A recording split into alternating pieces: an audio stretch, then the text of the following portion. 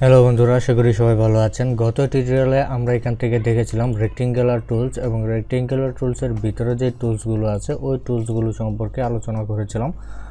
আজকে আমরা দেখব এখান থেকে পেন ব্রাশ টুল এবং ব্লোব ব্রাশ টুলস এটি কিভাবে ব্যবহার করা যায়।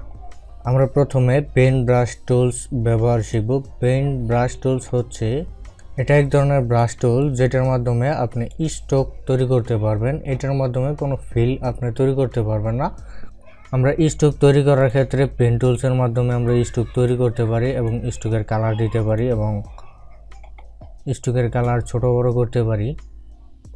তো এই কাজটা আমরা খুব ইজিলি করার জন্য আমরা পেন ব্রাশ টুল ব্যবহার করতে পারি। যেমন পেন ব্রাশ টুলস আমরা ধরেই ইজিলি নিজের মতো করে আমরা নাড়াচাড়া করে তৈরি করতে পারি। আর এই brush tools, pen brush tools, এটা একটা স্ট্রোক হিসেবে তৈরি হয়। আপনি যদি এখানে ফিল কালার দেন তবে কোনো পরিবর্তন আপনি দেখতে পারবেন না, কারণ এটা শুধুমাত্রই স্ট্রোক। আর এই স্ট্রোকটাকে আপনি চাইলে পরবর্তীতে মডিফাই করতে পারেন। সেজন্য কন্ট্রোল প্রেস করে আপনি যদি এটার উপরে ক্লিক করেন তাহলে দেখতে পারবেন যে এটা মডিফাই হচ্ছে এবং এইখানে বেশ কিছু আপনি অ্যাঙ্কর পয়েন্ট দেখতে পারবেন, এগুলোকে আপনি মডিফাই করতে পারবেন। এছাড়া এই পেন ব্রাশ টুলসের উপরে যদি আপনি ডাবল ক্লিক করেন তাহলে আপনি একটা পপ আপ দেখতে পারবেন। এইখানে ফ্যাডালিটি স্মুথ যদি করে দেন, বেশি করে যদি স্মুথ করে দেন, তবে আপনি যখন পেন ব্রাশ করবেন তখন এখানে আঁকাবাঁকা থাকলেও এগুলো স্মুথ হয়ে যাবে। আপনি দেখতেই পাচ্ছেন যেখানে একটু আঁকাবাঁকা ছিল সেখানে স্মুথ হয়ে যাচ্ছে। আর যদি এটা স্মুথকে কমিয়ে দেন, এখন যদি পেন করেন তাহলে দেখতে পারবেন স্মুথ একটু কম হচ্ছে, অল্প পরিমাণে স্মুথ হচ্ছে। তো আপনার কাজের সুবিধার্থে যেটা যখন প্রয়োজন আপনার তখন ওরকম করে নেবেন। এই টুলসটির নিচে আরেকটি টুলস আছে, ব্লোব ব্রাশ টুলস। এই টুলসটির ব্যবহার এখন আমরা শিখব। তো এগুলো আমি ডিলিট করে দিচ্ছি। এই টুলসটি সিলেক্ট করার পরে আপনি যে কোনো জায়গায় আগের টুলসটির মতো করেই এখানে ব্রাশ করতে পারবেন।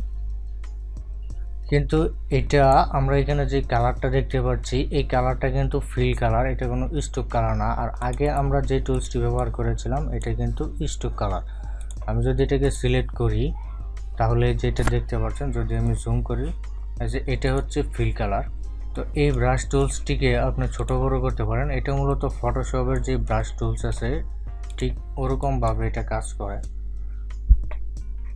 এই ব্রাশ টুলসটি ব্লোব ব্রাশ টুলসের সিলেক্ট থাকা অবস্থায় যদি আপনি ফার্স্ট ব্র্যাকেট এবং সেকেন্ড ব্র্যাকেট প্রেস করেন তবে এই ব্রাশ টুলসের সাইজ ছোট এবং বড় করতে পারবেন। তো বড় করে আপনি এটাকে পেইন্ট করতে পারেন, ব্রাশ করতে পারেন। আপনার কাজের সুবিধার্থে যতটুকু প্রয়োজন ততটুকু আপনি ব্রাশ করতে পারেন। এখন যদি আমরা এটাকে সিলেক্ট করি, এটা দেখতে পাচ্ছি একটা ফিল কালার। সিলেক্ট করার পরে এই যে এখানে দেখতে পাচ্ছেন রেড কালারটা এখানে চলে গেছে। আর এখানে যদি আমরা স্ট্রোক কালার দিতে চাই তাহলে সেটাও আমরা পারবো। কিন্তু আগের যে ব্রাশটা ছিল পেইন্ট ব্রাশ টুলস, সেটাতে আমরা শুধু স্ট্রোক কালার দিতে পারছি, কোনো ফিল কালার দিতে পারিনি। তো এটাতে আপনি স্ট্রোক এবং ফিল কালার দুইটাই ব্যবহার করতে পারবেন। আর এই টুলসটির ভিতরে যদি ডাবল ক্লিক করেন তাহলে আপনি এখানে আরও বেশ কিছু ফাংশন পাবেন। এখানে দেখতে পাচ্ছেন সাইজ, এখান থেকে সাইজ ছোট বড় করতে পারবেন, যেটা আপনি এখানে প্রিভিউ দেখতে পাচ্ছেন। আর এখানে হচ্ছে অ্যাঙ্গেল, আপনি এটাকে ঘোরাতে পারবেন, অ্যাঙ্গেল এদিক সেদিক করতে পারবেন। আরেকটা ফাংশন এখানে দেখতে পাচ্ছেন রাউন্ডনেস, এই যে এখানে প্রিভিউ দেখতে পাচ্ছেন কিরকম হচ্ছে। এখন যদি আমি ওকে দেই,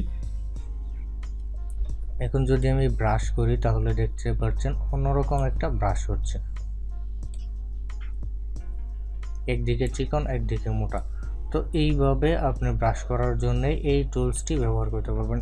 এই ব্রাশ টুলসটা অনেক জায়গায় ব্যবহার করতে হয় ডিজাইনের ক্ষেত্রে। আবার ডাবল ক্লিক করার পরে আপনি এটাকে আবার চেঞ্জ করতে পারেন, অথবা এইখানে ধরে আপনি এটাকে মডিফাই করতে পারেন। এই যে দুইটা ডট দেখতে পাচ্ছেন, এই দুইটা ডটের ভিতর ধরে আপনি এটাকে মডিফাই করতে পারবেন। আর এখানে কিছু ফাংশন দেখতে পাচ্ছেন ফিক্সড, র্যান্ডম। এগুলো হচ্ছে আপনার যখন উইকাম ট্যাবলেট ব্যবহার করবেন তখন এগুলো আপনি ইনেবল করতে পারবেন এবং এগুলো ব্যবহার করে দেখতে পারবেন। এই সবগুলো ফাংশনই হচ্ছে ট্যাবলেটের ব্যবহার। আর এখান থেকে এটার ফ্যাটালিটি, স্মুথনেস এবং হার্ডনেস আপনি করতে পারবেন।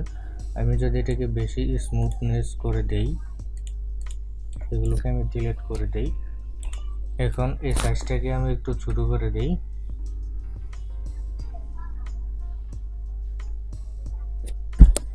এখন যদি আমি ড্র করি তাহলে দেখতে পাচ্ছেন মোটামুটি একটা স্মুথনেস হচ্ছে। যেহেতু আমাদের স্মুথনেস পুরোটাই বাড়িয়ে দেওয়া আছে, তাই এটা খুব সুন্দর করে স্মুথনেস হচ্ছে। আর এটা যদি আমি এখান থেকে কমিয়ে দেই, একেবারে 0 করে দিলাম। এখন যদি আমি ব্রাশ করি তাহলে দেখতে পাচ্ছেন স্মুথনেসটা কম হচ্ছে।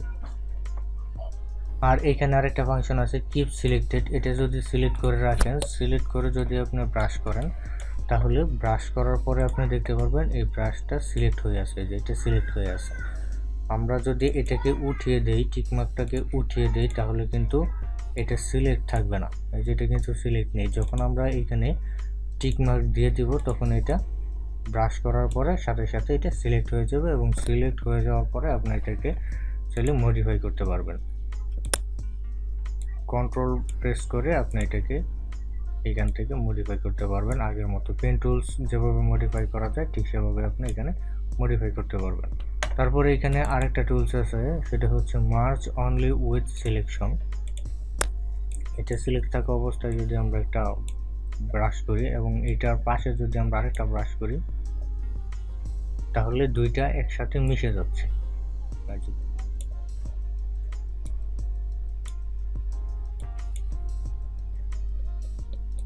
ব্রাশ যেই পেনটা সিলেকশন করা থাকবে সেইটার সাথে যদি আপনি অন্য একটা ব্রাশ করেন তাহলে সেটা এটার সাথে মার্জ হয়ে যাবে, মানে একটা হয়ে যাবে।